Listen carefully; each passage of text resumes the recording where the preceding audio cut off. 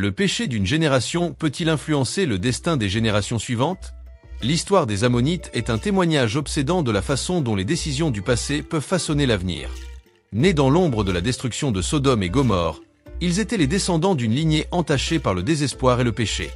Mais qui étaient vraiment les Ammonites? Pourquoi la Bible les dépeint-elle comme un peuple cruel et ennemi d'Israël?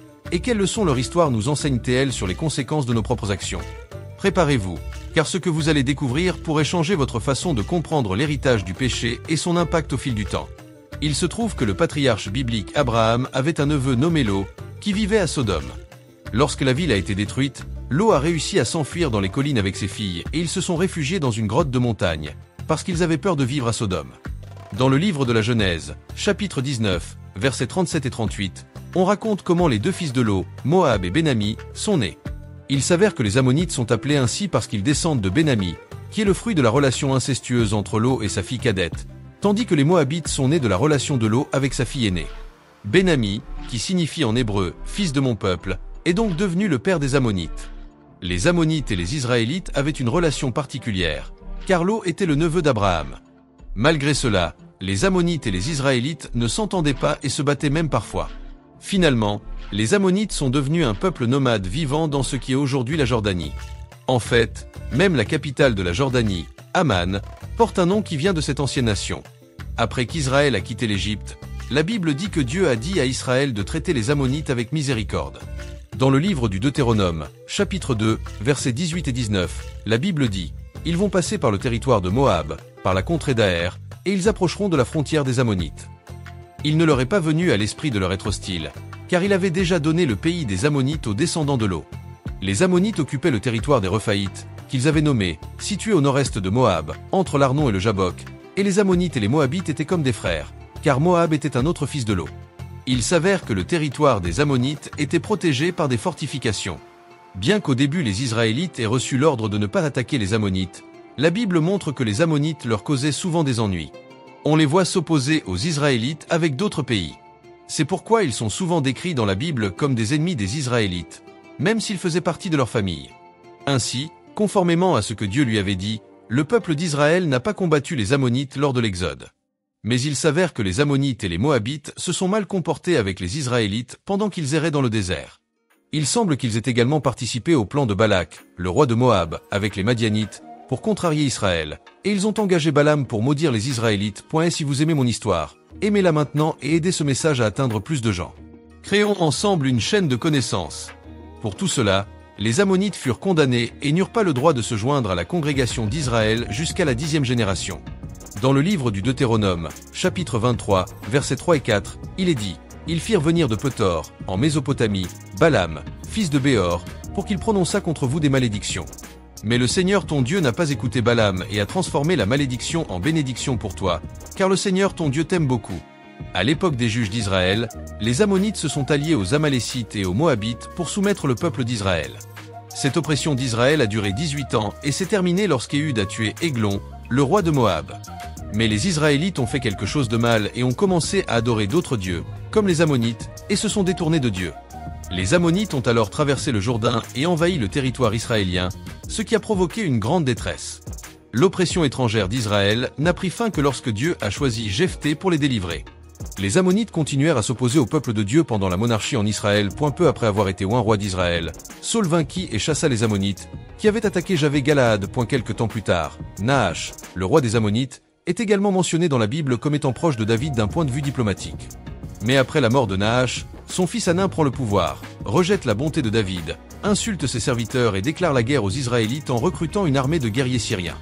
Finalement, les Ammonites sont vaincus lorsque David envoie son armée avec Joab et Abishai, comme le racontent les chapitres 10 et 12 du 2e Samuel. Plus tard, les Israélites s'emparèrent également de Rabba, la capitale des Ammonites. Dans l'Ancien Testament, les Ammonites sont mentionnés comme des gens qui suivaient de faux dieux. La Bible dit qu'ils étaient très violents à la guerre. Un jour, un chef ammonite a voulu arracher l'œil droit de tous les Israélites dans le cadre d'un marché. Le principal dieu des Ammonites s'appelait Milcom, également connu sous le nom de Moloch ou Molech. Ce dieu apparaît à plusieurs reprises dans la Bible, notamment lorsqu'il est question de sacrifices humains, en particulier d'enfants. Il s'avère que les Ammonites vénéraient Milcom comme leur dieu principal, et que ce culte était assez dur et extrême. Les Israélites n'avaient donc pas le droit d'épouser des Ammonites, Mais dans le livre des rois, au chapitre 11, il est dit que le roi Salomon a eu des liaisons avec des Ammonites. L'une d'entre elles, Naama, a eu un fils, Roboam, qui est devenu roi d'Israël. Mais il se trouve que Salomon a aussi eu des liaisons avec des femmes étrangères, comme les Ammonites, et ce n'était pas très bon. Pour les satisfaire, il s'est mis à adorer de faux dieux, dont Milcom, qui était la divinité nationale des Ammonites. Il leur a même construit des autels, qui ont été détruits sous le règne de Josia. Dans les chroniques de 20, on raconte qu'à l'époque du roi Josaphat, les Ammonites se sont joints aux Moabites et aux Édomites pour attaquer Juda, mais que Dieu les a confondus et qu'ils se sont finalement détruits les uns les autres. Plus tard, dans le livre des chroniques, au chapitre Xiv, on raconte que les fils d'une Ammonite tentèrent de tuer le roi de Juda, qui s'appelait Juda.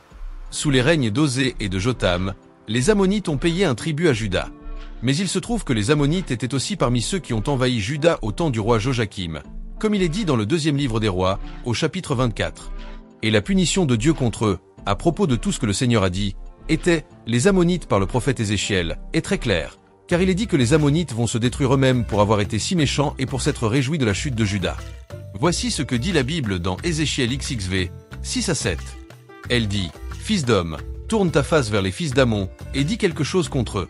Dis aux Ammonites, écoutez la parole du Seigneur Dieu. Ainsi parle le Seigneur. Écoutez ce que vous avez dit de mon sanctuaire quand il a été profané, du pays d'Israël quand il a été dévasté, et de la maison de Juda quand elle a été emmenée en captivité.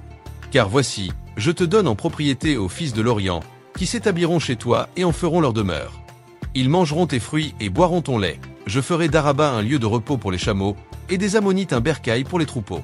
Et vous saurez que je suis le Seigneur, car ainsi parle le Seigneur, l'Éternel, parce que vous avez battu de vos mains et frappé de vos pieds, parce que vous vous êtes réjouis de tout le dépit de votre cœur contre le pays d'Israël, parce que j'ai étendu ma main contre vous et que je vous ai livré au pillage des nations, parce que je vous ai arraché du milieu des peuples et que je vous ai détruit du milieu des pays, et vous saurez que je suis le Seigneur. Les Ammonites ont été vaincus avec beaucoup d'autres nations par le roi Nabuchodonosor de Babylone au 7e siècle avant Jésus-Christ. Même après la période de captivité babylonienne, les Ammonites sont restés une plaie pour les Juifs.